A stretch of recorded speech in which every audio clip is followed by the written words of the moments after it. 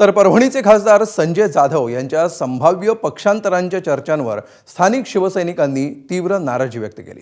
पक्षाने त्यांना 2 वेळा आमदार आणि 3 वेळा खासदार केलं, त्यामुळे आणखी काय द्यायला हवं होतं असा सवाल शिवसैनिकांनी उपस्थित केला।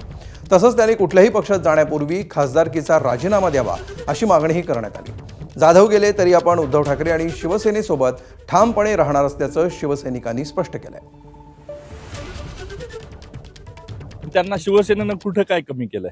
2दा आमदार 3दा खासदार, शिवसेनेनं कुठेही काही कमी केलं नाही। उद्धव साहेबांनी देखील त्यांना कुठल्याही गोष्टीत गेल्या 10 वर्षामध्ये परभणी जिल्ह्यात त्यांच्यावरतीच अख्खा परभणी जिल्हा चालायचा। शिवसैनिक म्हणून आम्ही ज्या वेळेला काम करायचो तर त्यांच्याच नेतृत्वात आम्ही काम करत होतो।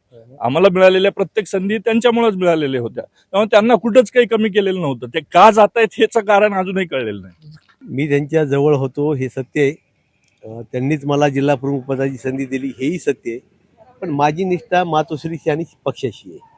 त्यामुळे जर आज ते पक्ष सोडून जात असतील तर निश्चित मी त्यांच्यासोबत जाणार नाही, कारण माझी श्रद्धा ही वंदनीय बाळासाहेब ठाकरे, मातोश्री आणि उद्धवजी ठाकरे यांच्यासोबत आहे। त्यामुळे मी जाण्याचा प्रश्नच येत नाही। परभणी जिल्ह्यानं बाळासाहेबाच्या शिवसेनेवर प्रेम केलेलं आहे, कोणा माणसावर किंवा कोणा व्यक्तीवर प्रेम केलेलं नाही। कारण ज्या वेळेस मी आज त्यांच्या सोबत होतो, त्यांच्या सोबत खांद्याला खांदा लावून काम केलं।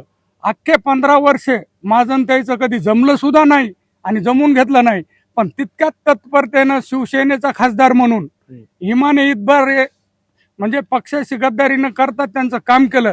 म्हणजे माझं त्यांचं पटत नसताना मी इतक्या हिरिरीनं काम केलं की पूर्ण ताकदपणाला लावून आम्ही त्यांना निवडून आले। आणि ह्या प्रश्नावरून मला असं वाटतं की त्यांनी त्यांची जिम्मेदारी आमच्या मतदानाचा अपमान करून प्रवेश करू नये, अगोदर त्यांना खासदारकीचा राजीनामा द्यावा आणि मग कुठे जायचं तिथं जावा। एबीपी माझा, उघडा डोळे बघा नीट।